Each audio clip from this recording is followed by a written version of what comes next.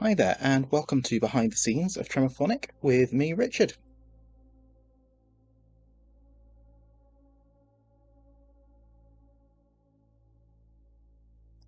So, Tremorphonic came about probably about a year and a half ago, start of 2021, uh, during lockdown, and I just felt I wanted to be a bit more creative, do something creative, and I felt at the time that horror writing was something I'd like to try my hand at.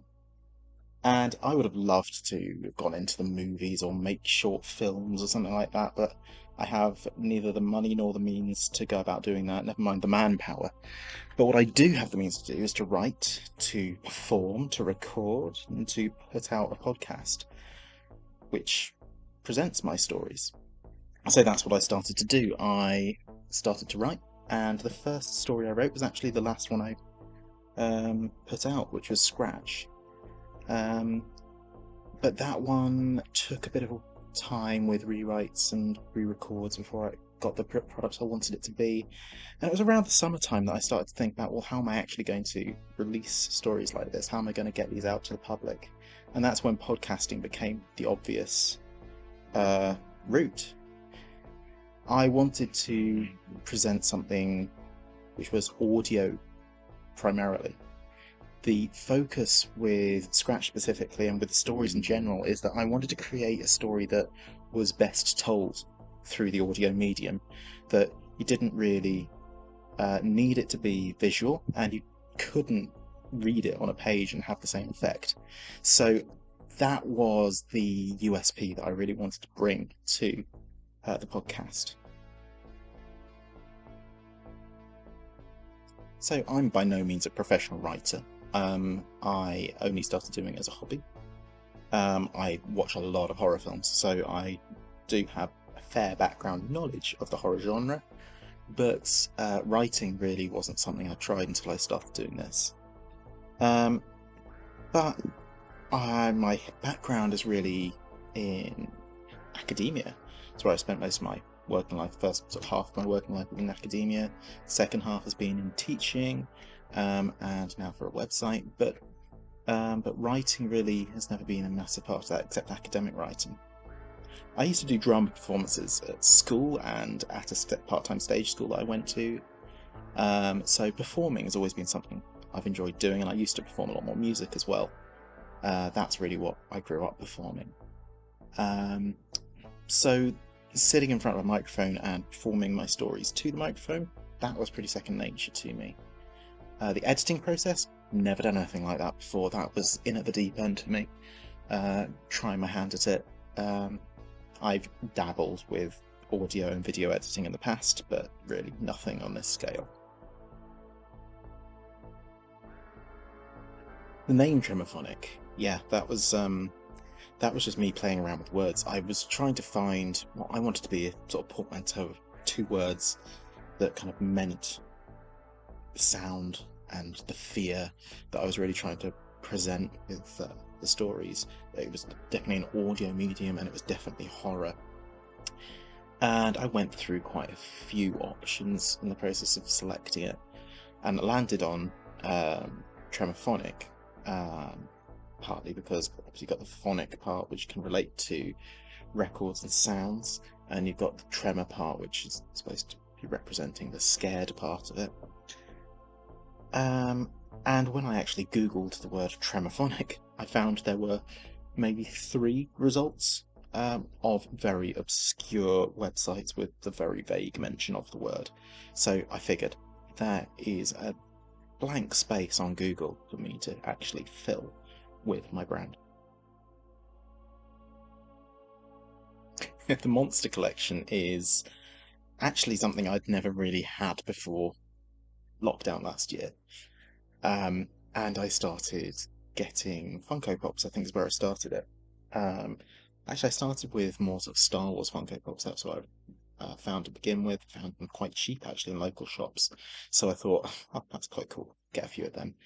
I'd never really been into Funko Pops before. I never quite got the draw of them. And then as soon as I started buying them, it's an addiction. So I started looking for more, but I started to think, well, okay, let's have some sort of theme that I'm going to look for, because otherwise you could just be buying anything and everything Funko Pop related. So I started thinking, let's look for monsters.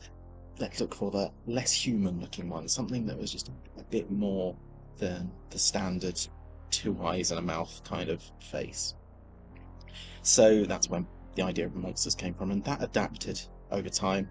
I had, yeah, the pop side of it, but I also started to look at other types of models and figurines and collectibles. So it's grown into a couple of full-size face masks for different horror franchises, as well as some more elaborate figures in a more recent collection. Yeah, I update new additions to the Monster Collection on Twitter regularly. They will also be on Instagram and Facebook, so do keep an eye out for any new additions. Yeah, the creative process itself. Well, there's many stages to it.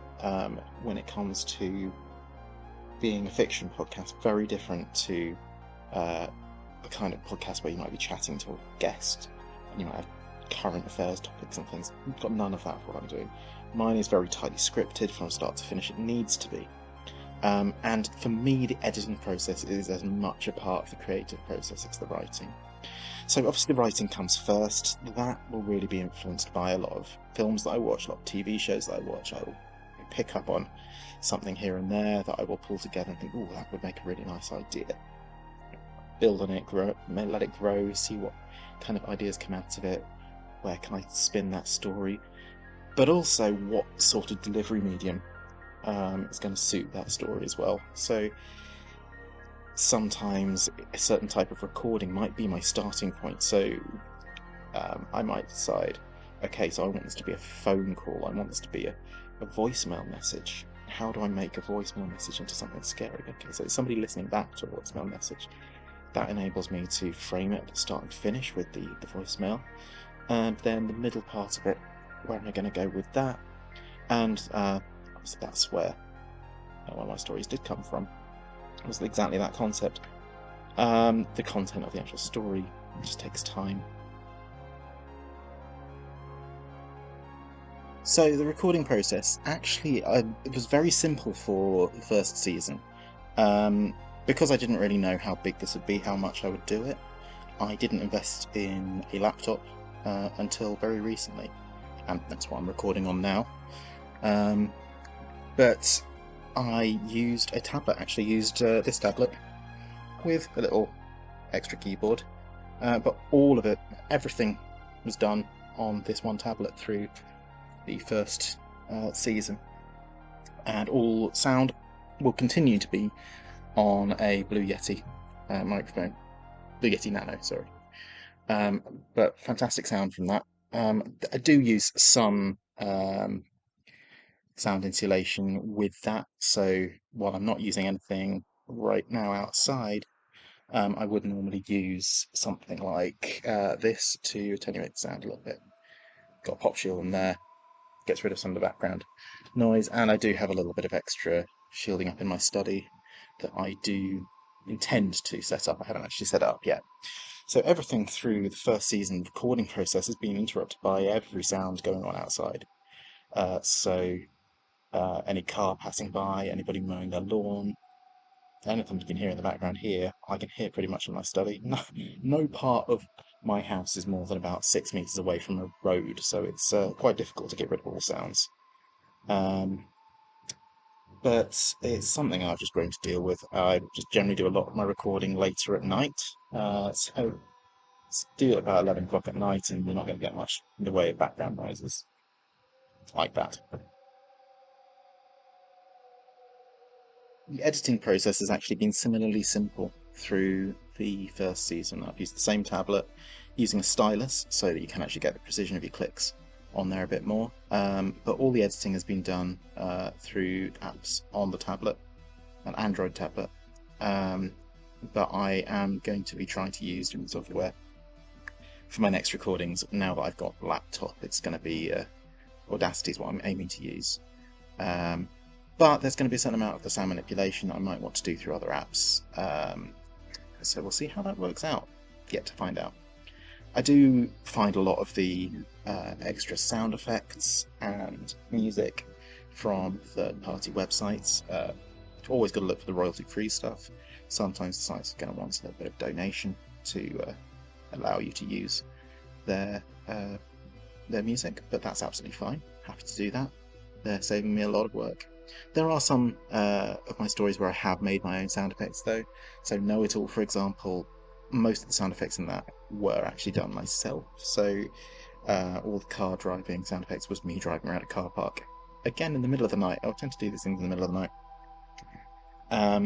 And of course, some of the outdoor effects in The Wayne to Midnight were simply me, again, trudging around a gravelly car park in the middle of the night. Got the right effect, because that one is supposed to be set at around midnight, so there we go. Yeah, the marketing side's probably the bit I find the most challenging. Trying to get this out to an audience, trying to find that audience. And most of that I do through social media. I mean, it's easy enough that I use Podbean to put the podcast out. I use YouTube as well to host it there after turning it into a bit of a video. And then it's about just spreading the word. I create my images and any sort of videos that I use for promotional purposes on Canva. Put them out through Twitter mainly. Twitter seems to be where I have the biggest following. I do have following on Instagram and on Facebook as well. Facebook tends to mostly be people I actually know in person that follow me on there. But then I have dabbled with TikTok.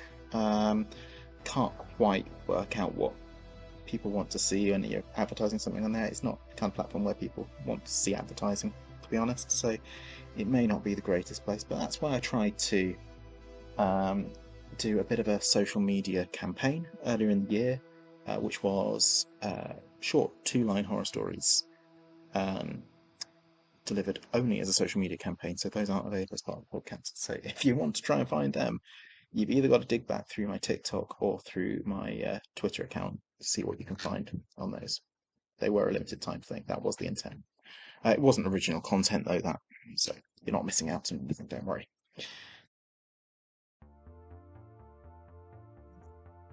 My favourite movies. Well, let's talk about horror movies, I think, because that's really the focus here. My favourite movie of all time, which debatably falls into the horror camp, is Danny Boyle's film Sunshine from 2007, written by Alex Garland, starring Cillian Murphy and Chris Evans, amongst others.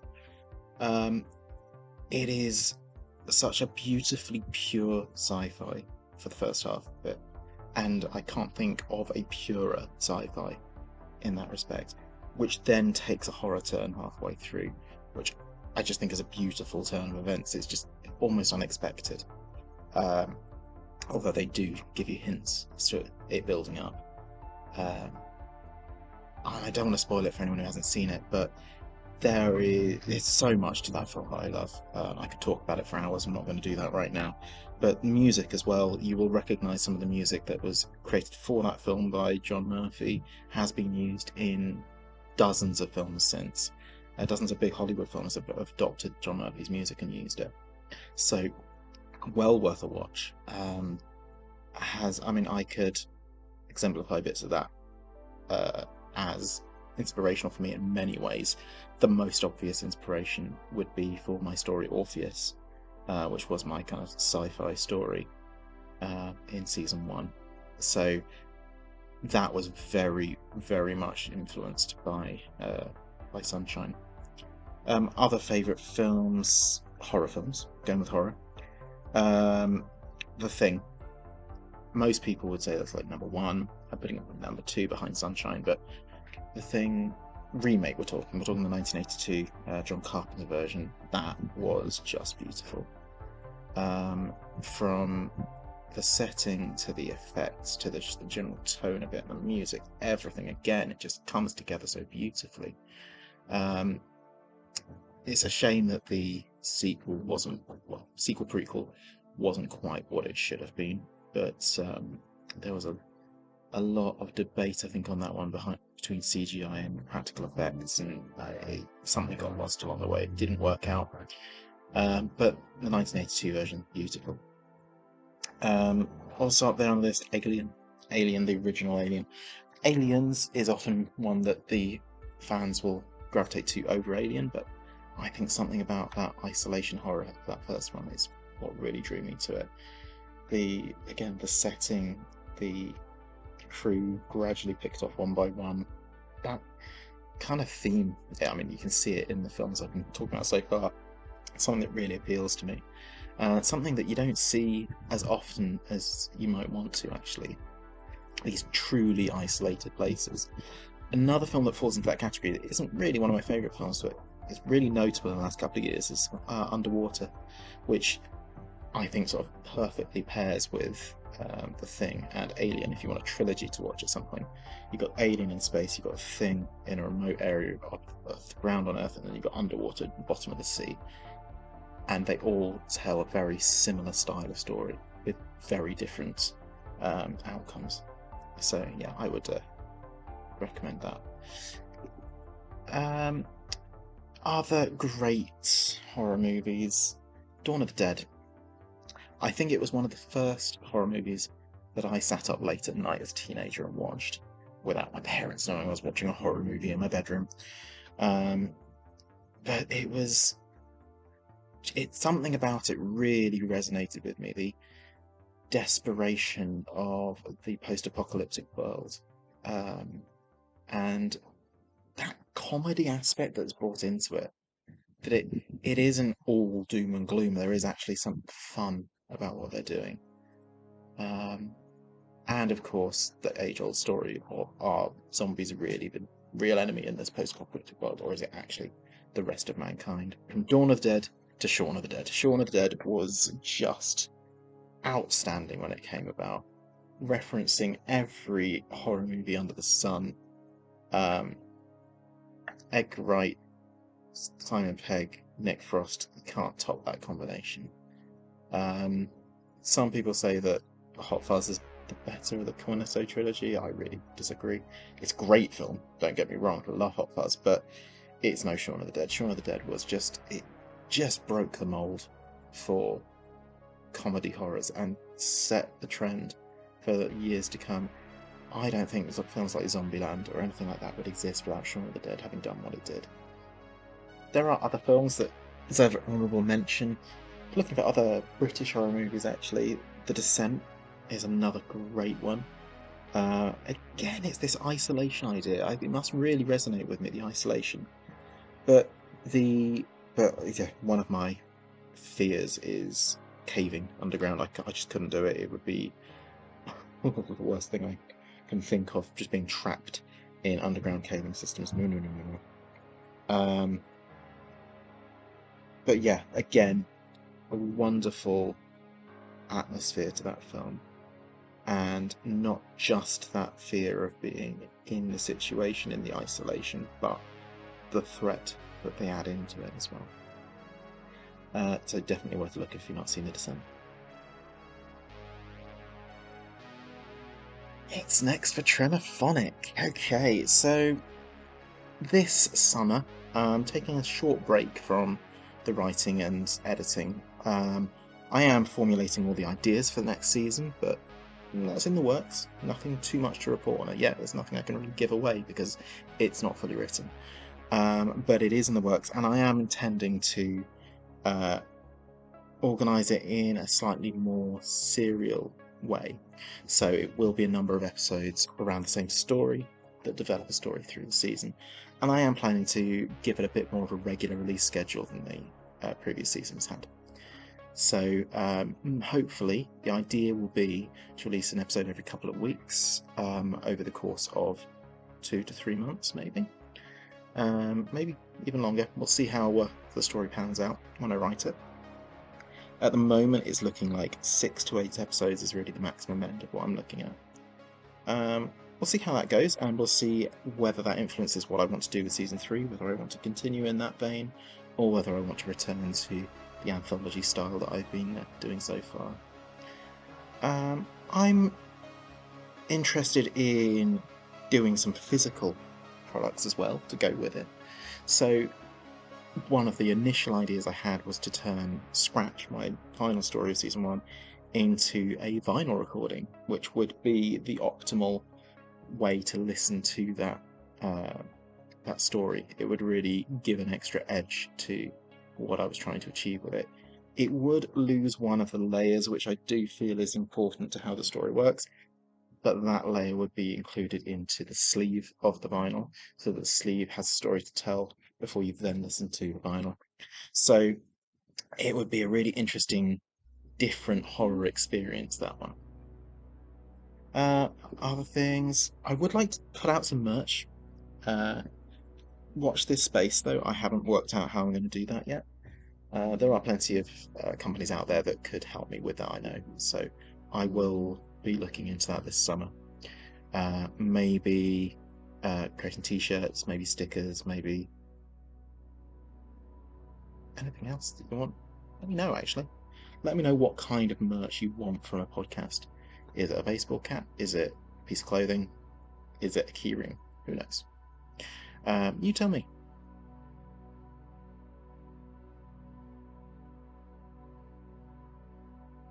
Thanks for joining me on this little behind-the-scenes tour of my garden. It wasn't really a tour, was it? But this little behind-the-scenes exploration of Tremorphonic. Hopefully you didn't get too much interruption from the neighbours. I seem to get a lot when I'm trying to record normally. So, looking forward to seeing you when Season 2 is released. Take care.